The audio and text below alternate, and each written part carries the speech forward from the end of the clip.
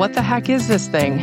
It's like magic. One session and I can feel the difference in my body. Welcome to Homes That Heal, the podcast that transforms your life and home into a sanctuary of health, healing, and happiness. Hi, I'm Jen Heller, a wellness educator, infrared sauna expert, and your guide to living intentionally. Each week, we'll explore a variety of wellness tools, along with detoxification, weight loss, and anti-aging tips to boost your energy and align your mind and body so you can thrive in life, not just survive. Your health is your wealth, and it all starts at home. Let's dive in and create a home that heals. Hey friends, Jen here. Welcome back to Homes That Heal. Holy cats, did you all make it through the Thanksgiving holiday and Black Friday bonanza? I hope you had a beautiful week of blessings and were able to spend some time with your family and friends. Hopefully you didn't spend too much time online shopping and perusing.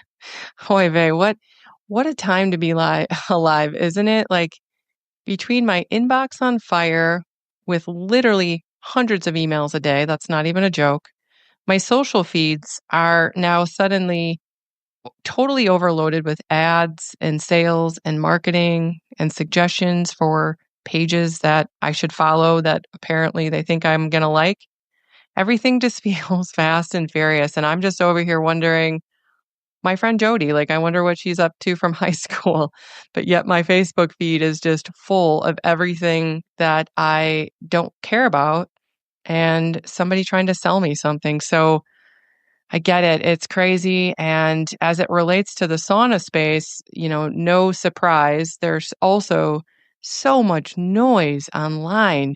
It is just crazy to me how much conversation is actually happening. I mean, as you know, I've been in this industry for 15 plus years now, and I've never seen it so incredibly active, and crazy is probably the best word I can come up with. It honestly just feels like a circus to me sometimes. But, the beautiful thing is overall, and I tell myself this every day, is that this also means that so many people are looking inward at their health and well-being and bringing heat therapy and more health and wellness into their homes and into their wellness wheels, which I love. And this is exactly why I do what I do. So, as you know, my mission in life is to help you create a home that heals. So I'm here for all of it. So let's get into today's burning sauna questions. Okay, so question number one, I think I get asked this probably every day, if not every day, every other day. And that is, does the glass on a Clearlight sanctuary sauna lose heat? The short answer is no, glass does not lose heat, but it is not as insulating as wood. So let me explain. For example, a lot of the conversation online is around where you put the sauna. So the environment matters. So if you're putting this in your home where it's, 68 or 70 degrees, it's, controlled climate control, a sanctuary sauna is going to thrive and perform optimally with no issues. There's no heat loss because the glass panels have silicone strips that keep it airtight. However, if you're putting it in a garage or a basement or somewhere where there's cooler temps, a lot of people, just in the last week, I probably had 6 or 7 people tell me that they're putting this in like a shed or somewhere, like an outbuilding somewhere, which again is I'm so excited that people are creating like their own home gyms and their own wellness retreats. It's so fabulous, but you have to be super mindful of where you're putting it and the temperature in that space. So I've always told people 60 degrees is kind of the threshold, in my opinion, that a Clearlight sauna in particular is going to be okay in a little bit cooler temperatures. But when you start dipping below 60 degrees and you're in the 30s, 40s, and 50s, depending on what area of the country you are definitely going to have performance issues.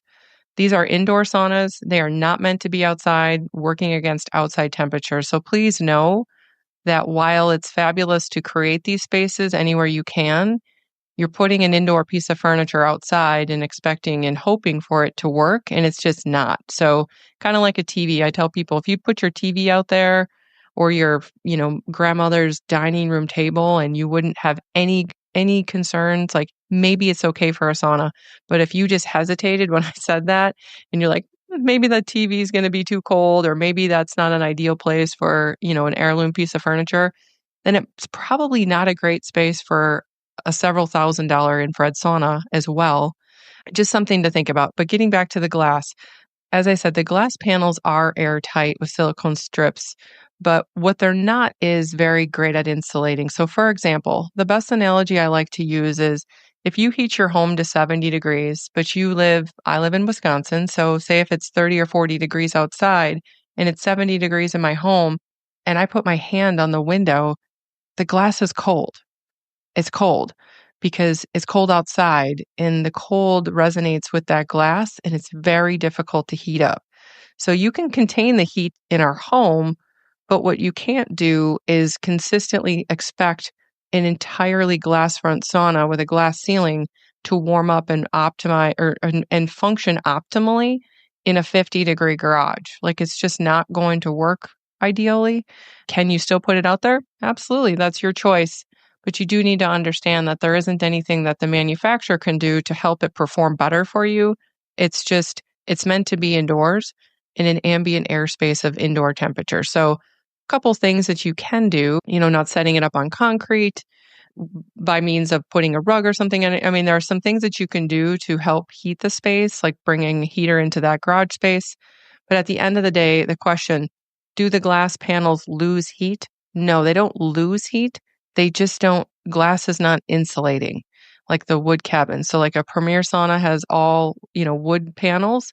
That's going to be a little bit better option in my opinion than a glass front sauna in a cooler space. So hopefully that makes sense. Hopefully you followed and tracked what I was saying there. But at the end of the day, this is different for everybody depending on the environment and the space.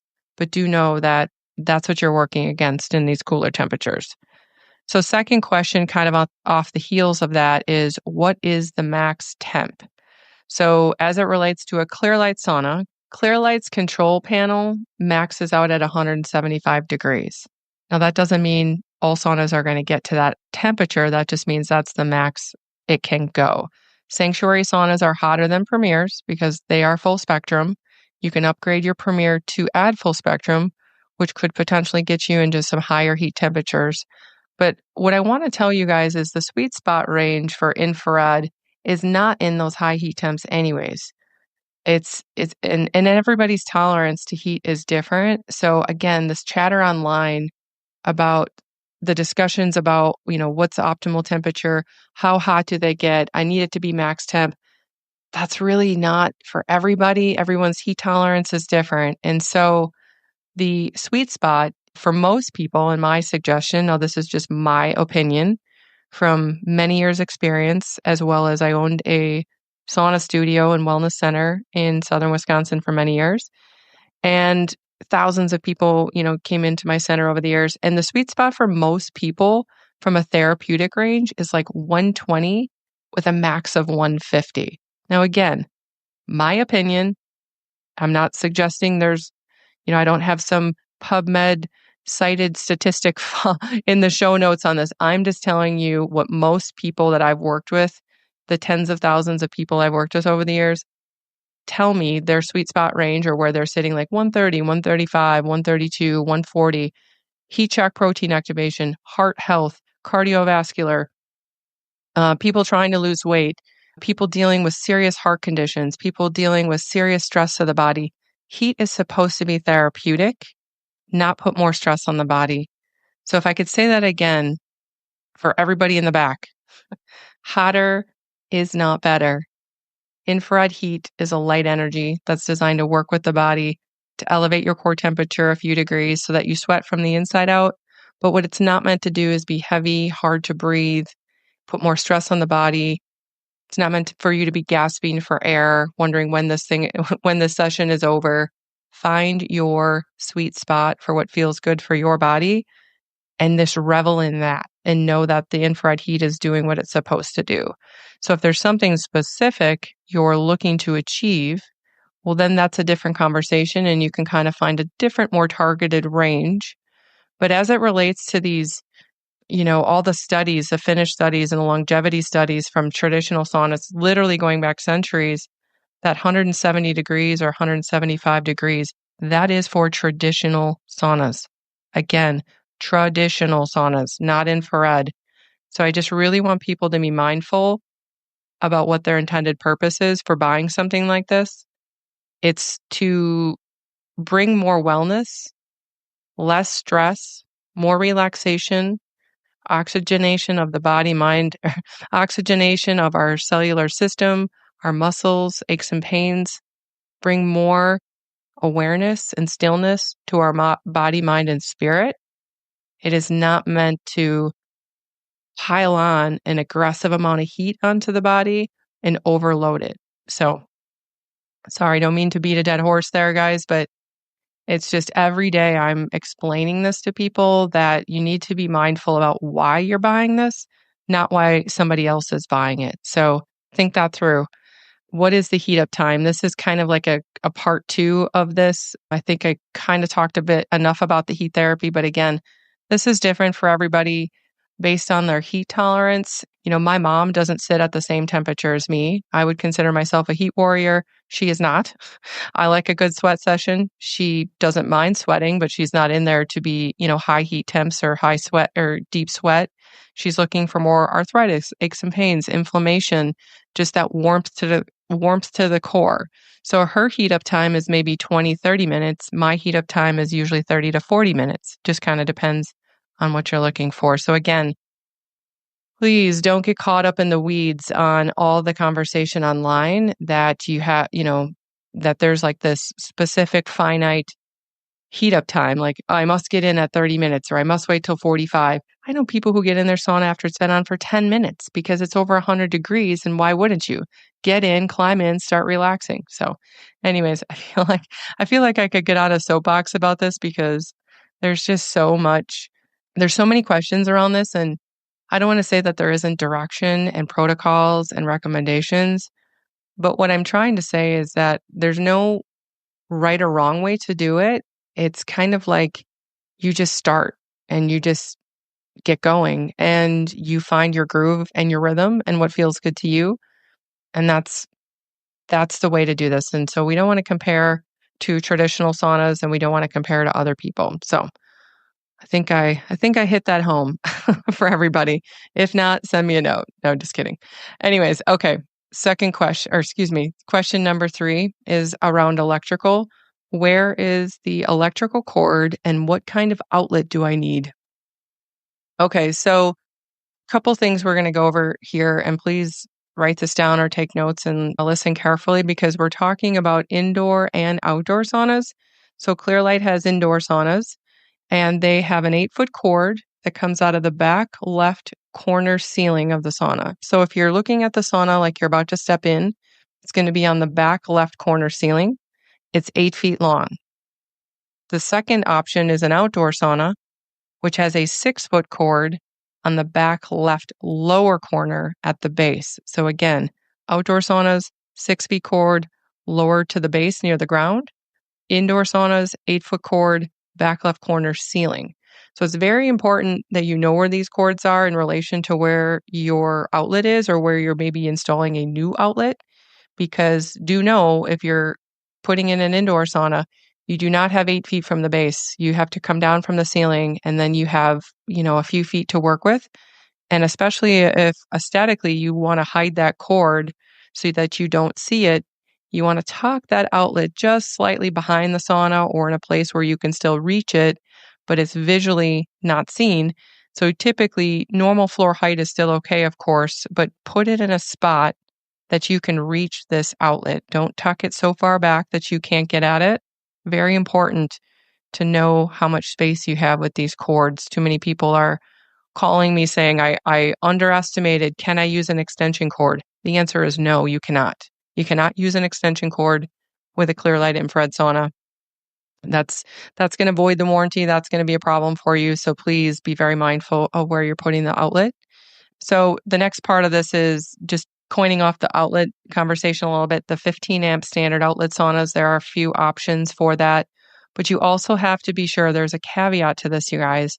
You have to be sure that the shared circuit that you're plugging into, so if you're putting it into, say, a spare bedroom, you can't have a bunch of other appliances or tools or workout equipment or a ton of electronics or other things plugged into that's drawing energy or a significant amount of energy, because you will trip the breaker and the sauna will not work, because these, outlets are designed to only carry so much of a load as far as electricity goes. And so if you have a bunch of other things plugged in, even though it says, yes, I can plug this in to a standard wall outlet, it's not necessarily going to work. You have to make sure that you're not overloading your circuits. So always refer to an electrician or somebody electrical savvy at least that can maybe come over and help you understand the type of breaker that you have. And always, always, always, please look at pages 2 and 3 of the sauna spec sheets to tell you what you need for electricity.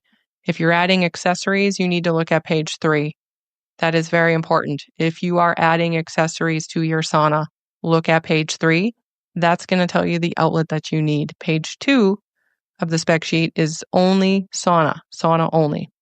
So, and another thing too is always feel free to pass that PDF spec sheet to your electrician or whoever is installing your outlet so that they can take a look at the watts, the amps, the NEMA number, all of the information that they're going to need to install the proper outlet for you.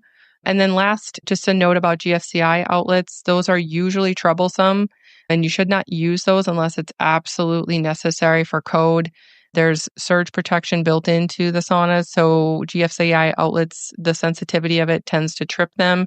So those can be troublesome. So if you're installing a new outlet, do know that GFCI is not what you need, and it is recommended that you don't use that. So okay, so those are the 3 questions for this week. I hope that is helpful. I always like to finish up with a testimonial, and I just got this one yesterday. I'm so excited. It was so funny. I laughed right out loud. So, okay, here it is. Hey, Jen, great news. My sauna was delivered yesterday, and I got it set up last night. The Premier is such a quality product, and I'm so happy. It's so well built, and I'm so glad that I decided to go with Clearlight. I also just have to tell you, I slept like a baby in REM state last night. Woke up this morning, and for the first time in over 20 years, my knees did not ache when I got out of bed and my feet hit the floor. What the heck is this thing? It's like magic. Literally one session, and I can feel the difference in my body. I can't wait for my wife to try it later today. I'll keep you posted. Thank you again, Jen, for all your help. I'm so grateful for you. That is Mike in Pennsylvania. Mike, thank you for the amazing feedback. I love that you felt the healing magic of infrared day 1, and I'm grateful for you too. So if you too want to feel the healing heat of an infrared sauna, hop on over to my site, jenhellerlifestyle.com, to get more info. Plus, you can tune in to any of these Ask Jen sauna shows. They're loaded with just random questions about logistics and all the different things that I've experienced over the years, as well as just give you some recommendations if you're stuck or struggling with something. So if you're searching for sauna information, particularly, well, a lot of my shows, a lot of my guests, obviously, we talk about saunas and heat therapy, but particularly the Ask Jen shows are these shorter mini-sodes that kind of just walk through specific questions. So feel free to do a quick search for those. Also, if you missed last week's episode and you're looking for my favorite gift picks for 2025, and it's not a sauna, tune into last week's episode 76, for a few of my favorite wellness tools, plus a few more intentional gift ideas that I think will help you this year. Kind of think outside the box, literally. I added a couple of things. I know a lot of people are always looking for, like, what's the perfect gift? What can I get for under the tree? And if you listen to episodes, last week's show, you'll hear that I don't buy a lot of gifts anymore. I invest in time and experiences. And obviously I do shop and do some things for the holidays, but I really focus mostly in on ways in which I can bring more joy and experience and time to the people in my life and my inner circle. So check that out, tune in. There are definitely gift ideas, as well as some other intentional ways that you can show the people you love how much you love them. So, okay, friends, that is a wrap for this week. Blessings to you for a beautiful day, and I look forward to reconnecting with you next week. Cheers. Okay, friends and fellow wellness warriors, thanks for tuning in today. If this show was helpful and inspired you, please head over to Apple or Spotify to rate, review, subscribe, and follow us, as well as share it with your friends and family. It's a fantastic way to grow the show, expand my reach, and teach others how to create a vibrant life they love. If you're ready to invest in your health and purchase a Clearlight sauna, hop on over to jenhellerlifestyle.com and send me a note. Thanks again for tuning in. I love you. I'm grateful for you, and I thank you so much for your support. You are the reason I do this work. You are the reason I do this show. And you are the reason I get up every single day with a burning desire in my soul. Cheers to your health and happiness, my friends. We'll see you next week. This podcast is for general information purposes only and is not intended to be substituted for professional medical advice, diagnosis, or treatment. If you think you have a medical condition, consult your licensed physician.